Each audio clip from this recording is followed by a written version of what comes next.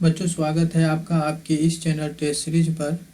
यदि आप मैट्रिक परीक्षा की तैयारी कर रहे हैं और आप चाहते हैं कि हिंदी में आपका एक भी क्वेश्चन ना छूटे, तो आप इस वीडियो को शुरू से लेकर लास्ट तक जरूर देखें। बच्चों, यदि आप इसे अपना क्विज या टेस्ट के तौर पर देखना चाहते हैं, तो मेरे आंसर देने से पहले आप अपने मन में सही आंसर सोचें या फिर अपने कॉपी में क्वेश्चन नंबर के साथ अपना आंसर ABCD के रूप में लिखें और क्लास के अंत में अपना स्कोर हमें कमेंट बॉक्स में ज़रूर बताएं।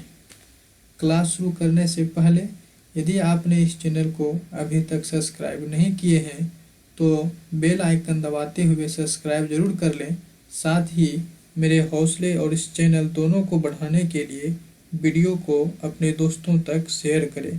तो चलिए अब आज की टेस्ट शुरुआत करते हैं।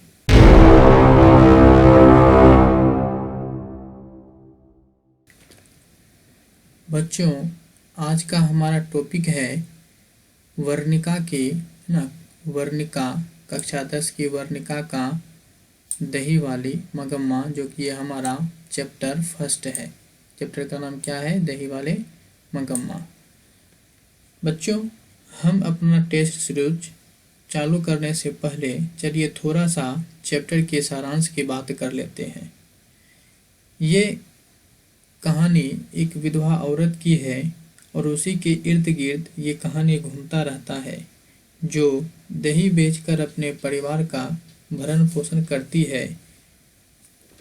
यदि इसके परिवार की बात करें तो इसके परिवार में इसके एक बेटे, एक बहू और एक पोते, कुल मिलाकर 4 सदस्य हैं, खुद इस मगम्मा को लगाकर। बच्चों, कहानी के बीच में एक छोटा सा पारिवारिक झगड़ा होता है, जिसके कारण दोनों, ये सास और इसकी एक जो बहू होती है नजम्मा, वो दोनों एक दूसरे से अलग हो जाती है और अपना चूल्हा अलग कर लेती है। रंगप्पा नाम का एक जुआरी मगम्मा से पैसे लेने के लालच में उसके पीछे पड़ जाता है और जब मगम्मा की बहू नजम्मा को रंगप्पा के इस हाव-भाव का पता चलता है तो वह अपनी गलती मानते हुए मगम्मा से माफ़ी मांगती है और वह खुशी खुशी फिर से सब एक साथ रहने लगते हैं। इस कहानी से बच्चों हमें क्या सीख मिलती है, आप हमें कमेंट बॉक्स में करके बताएं। चलिए हम आज का अपना वस्तुनिष्ठ प्रश्न का टेस्ट सीरीज चालू करते हैं। देखते हैं आपके कितने नंबर आते हैं। जो भी नंबर आए ईमानदारी से हमें कमेंट बॉक्स में बताएं। तो चलिए शुरू करते हैं। बच्चों, ये वर्णिका का भाग 2 है। आप इसे अच्छी तरह से याद कर लें। ये जो यहाँ पे दिया हुआ है टोटल, आप इसे याद कर लीजिए। ये आपकी बड़ी ही काम की चीज़ है, ठीक है, इसे आप याद कर लें। तो हम अपने पहले क्वेश्चन की तरफ बढ़ते हैं। पहला क्वेश्चन है, दही वाली मंगम्मा पाठ के लेखक कौन है? तो इस पाठ के लेखक कौन है इनके? तो श्रीनिवास जी हैं। और क्वेश्चन नंबर 2, श्रीनिवास का जन्म कर्नाटक में कब हुआ? तो इनका जन्म जो हुआ था वो 6 जून 1893 को हुआ था। श्रीनिवास साहित्य के सर्वाधिक प्रतिष्ठित रचनाकार है। कैसे रचनाकार हैं ये? तो ये कन्नड़ साहित्य के सर्वाधिक प्रतिष्ठित रचनाकार हैं। क्वेश्चन नंबर 4, कहानी संकलन सनना केथुगेलु पर डैश को सन 1968 में पुरस्कृत किया गया। ये किसे किया गया था? ये श्रीनिवास जी को ही किए गए थे, ठीक है। क्वेश्चन नंबर 5, मास्ती वेंकटेश अयंगार किस लेखक का नाम है? तो ये श्रीनिवास का पूरा वास्तविक नाम है। दही वाली मंगम्मा कहानी से संभार ली गई है। दही वाली मंगम्मा कहाँ से संभार ली गई है? तो ये कन्नड़ कहानी से लिया गया है। ये एक कन्नड़ कहानी है, दही वाली मंगम्मा। इस बात को आप याद रखेंगे।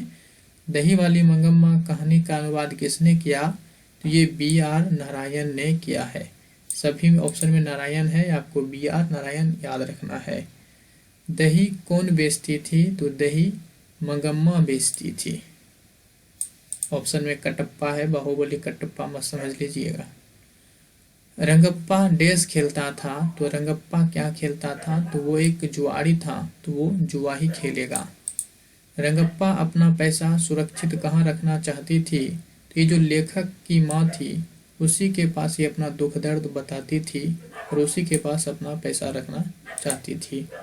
मंगम्मा किस कपड़े की ब्लाउज पहनना चाहती थी, तो वो मखमल की ब्लाउज पहनना चाहती थी, जो कि कवि के जो लेखक है उसकी माँ को देख के उनके मन में ये ख्याल आया था।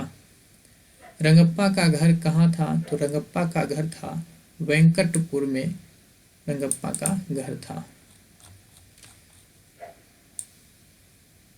क्वेश्चन नंबर 13, मंगम्मा से पैसे कौन मांग रहा था, तो मंगम्मा से पैसे कौन मांग रहा था, ये रंगप्पा ही मांग रहा था, उनके पीछे पड़ गया था पैसे की लालच में।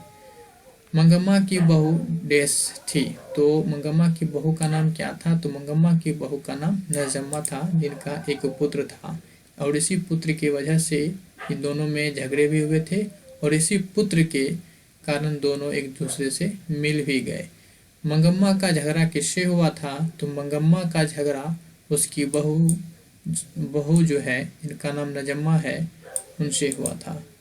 जब कोई एक दूसरे को पसंद नहीं करते हैं तब छोटी बातें भी बड़ी हो जाती हैं। यह वाक्य किस कहानी से लिया गया है, यानी उद्धृत किया गया है, ये दही वाली मंगम्मा से लिया गया है, ये बात ध्यान रखिए। और ये कितनी सच बात है कि कहते हैं जब कोई एक दूसरे को पसंद नहीं करते तब छोटी बात भी बड़ी लगती है। सही बात है, यदि आपको कोई पसंद नहीं करते या आप किसी को पसंद नहीं करते तो उसकी छोटी भी बातें आप बड़ी बना देते हो।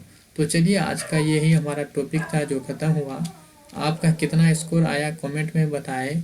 यदि आप इस चैनल पे नए हैं और अभी तक आप सब्सक्राइब नहीं किए हैं तो सब्सक्राइब जरूर कर ले और बेल आइकन को दबा दें और लाइक जरूर करें और अपनी राय हमें कमेंट बॉक्स में करके बताएं।